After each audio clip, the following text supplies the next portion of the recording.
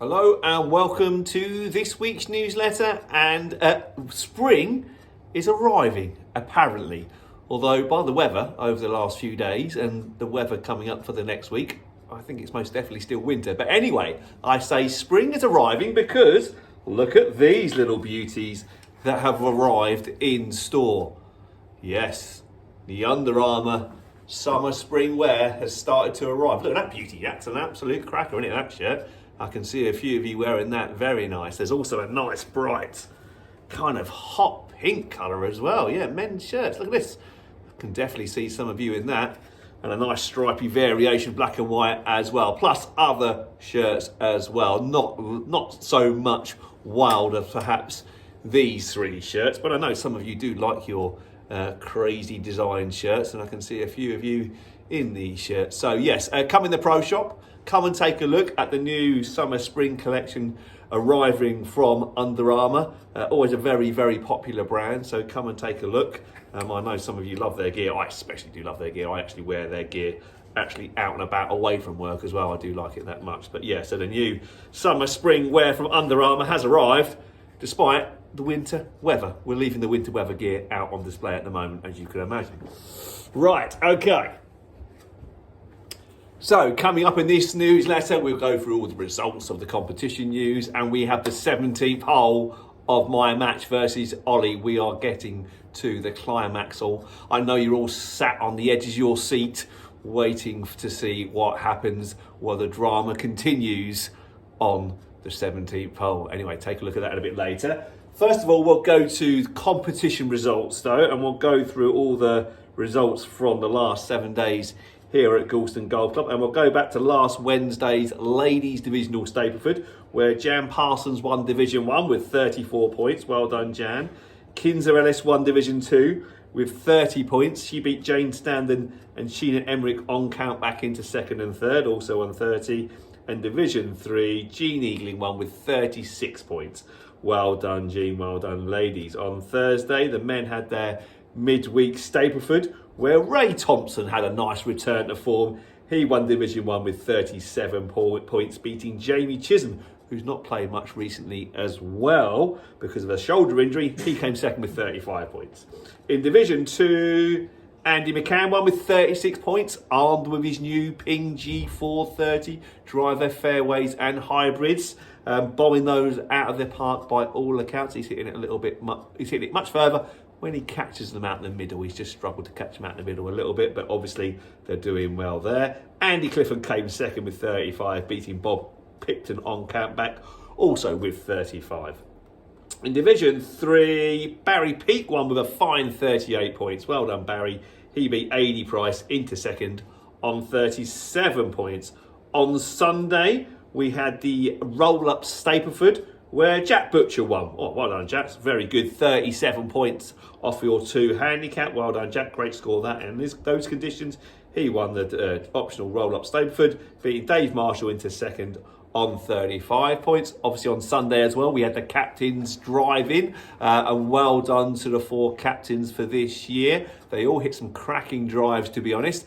Jacob Goldsmith, the junior captain, went first. He smashed his 236 yards down to the front of the green. A mightily impressive hit into that cold northeasterly breeze. So well done, Jacob. Great shot there. Martin Bullen, seniors captain, then stepped up and hit not a bad one for Martin. Just pushed it down the right-hand side a little bit at 186 yards. Then the ladies captain for this year, Jules Harbord, came in and she smashed hers down there 166 yards. A little bit left, but it went up in the air and then went forward, and that's the main thing on the captain's drive. And then the club captain, Stuart Pearce, came out to AC/DC blaring out in his boxer's robe. Yeah, good fun that. And he smashed his drive 188 yards, albeit quite a long way right. But it wasn't about that. It was all about the fun, the ceremony, and raising a little bit of money for the charities as well. Well done to you 4 captains, and best of luck for this year. Let's make it an enjoyable one. Right, okay. On to tour news now. Last week we had the Honda Classic over on the US PGA Tour, where Chris Kirk won for the first time in 8 years, a former Ryder Cupper. Lost his way a little bit with life in general. I think something to do with an alcohol problem, I think it was anyway. But he came back to win the Honda Classic, his first win in 8 years. Good to see him back to form. Really smooth goal swing he won in a playoff. And on the European Tour, they were over in India in the Hero Open. A magic course that, really up and down, some really great, fantastic risk and reward holes coming down the last few holes as well. Where another comeback, Marcel Siem, again, he's not won on the European Tour for 8 years. He won in emotional scenes over in India there. Good to see Marcel Siem, despite being German and despite being with a ponytail, which, you know, I'm not big fans of, but he won, and it was good to see. I really wanted him to win because clearly it meant an awful lot to him. He was given a big fist pump as he was holding putts, and at the end he burst into tears because it's been an emotional journey for him. So that was actually really good to see. Right, okay, that's it then. The rest of it is now down to me and Ollie. Take a look at this and let me know what you think. Okay, 17th hole, 300 yards long. Down breeze off the left slightly. I'm going to go with driver. I know I'm not very good with the driver today, but I just feel like with that flag at the back, if I can get it kind of in the bowl down the bottom there, it's a straightforward chip. My miss with the driver tends to be left. Well, that's over the 17th tee. I'm probably going to clear those trees unless I hit a real bad one. So again, that needs to be quite a straightforward shot in from there. So yeah, driver. Let's put Ollie to bed. Let's go. Yeah, good one. Bench is annoying my back field, I think. See if we can catch the shoot. So left edge of the green, skirted between the bunkers, 3 foot from the hole. That's it, line tight.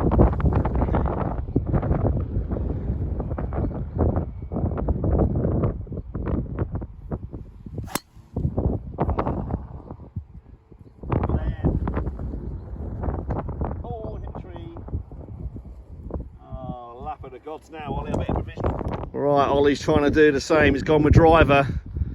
Well, I'm in the lap of the gods, so Ollie's got a chance here.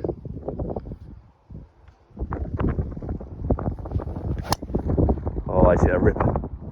He's hit an absolute ripper. It's going to be a bit long, it's going to be a bit left. Unless it gets a really good bounce.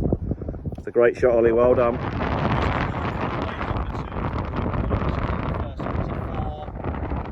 Try and go through the same routine.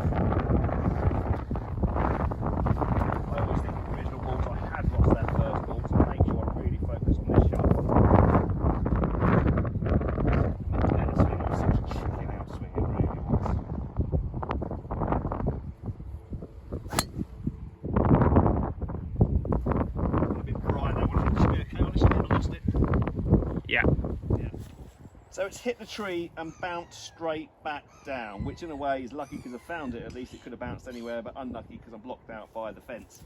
Now, the fence, I can't get line of sight rule. That doesn't exist in amateur golf, but I can get relief for interfering my swing.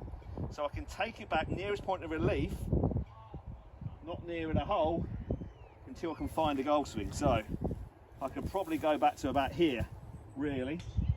Now I've got a goal swing, and then I'm allowed a club length from there. So I can go there. So now I'm allowed a club length from here. I might just go and get my driver because that's the longest club in the bag. Use the rules to your advantage. Measure out my club length. This is a free drop.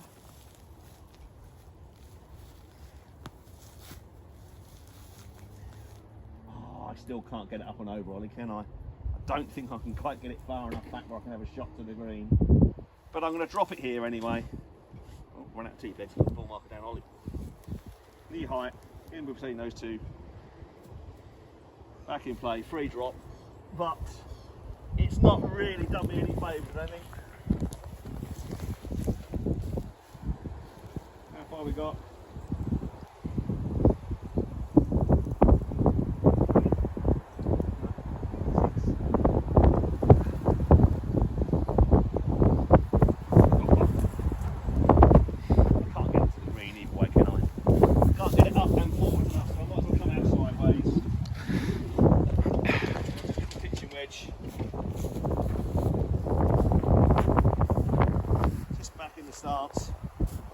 out sideways.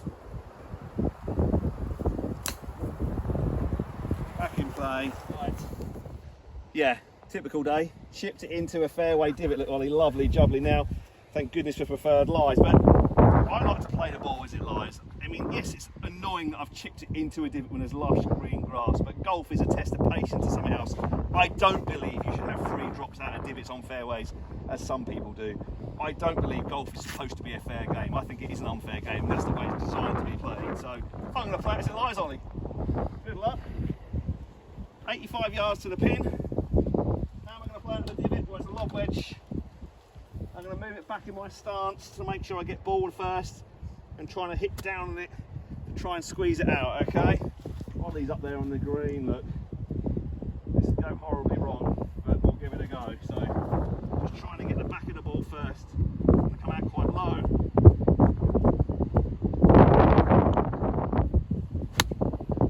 Which is out, get down, get down, get down, get down. Get in. Get down, get down, get down. Awesome. It's worth the entrance fee alone, isn't it, that one? Killed that divot. There we go, that's how we play at divots. Right, after his fantastic tee shot, Ollie's just knocked it to the back of the green here, look, in one shot. So he's got a putt down the hill for eagle. But 2 putts to claim the hole and take it down the last, which is more on his mind, but not one he can race by. Tricky putt this.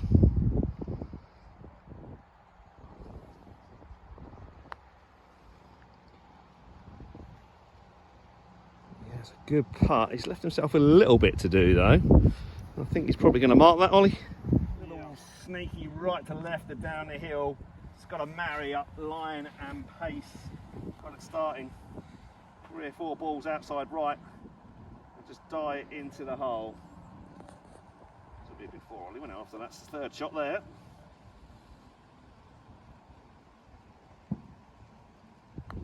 Oh, it caught one of the tram. Oh, it caught one of the tram lines, Ollie. Wasn't meant to. So that's the difficulty when you're putting short range and it hits one of those tram lines with no pace. That's why I'm not very good on kind of greens like these, but well, he's putt for 3. He's won the hole.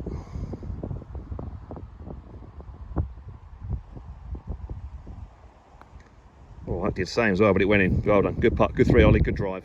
Right, there we have it. Damn, I lost another one. 1 up, 1 a play. Yeah, my horrible toe snap hook off that 17th tee just caught the top of the trees and came straight down and left me no shot. Made a good recovery out of that fairway divot. That actually suits me a little bit because I do hit down the ball quite a lot, so I'm not the worst player playing out of divots, but Ollie hit a cracking tee shot up there, smashed one up there to the back of the green, rolled it down, solid 2 putt, and a really good 3 for Ollie. So there we go, 1 up, 1 a play. I know, the drama. You're not going to be able to sleep this week, are you? Because of the tension and the drama. You can't wait for that final episode next Wednesday or Thursday. So stay tuned for that. Right, that's it for this week. Thanks very much for watching, and I look forward to seeing you all soon. Take care. Bye-bye.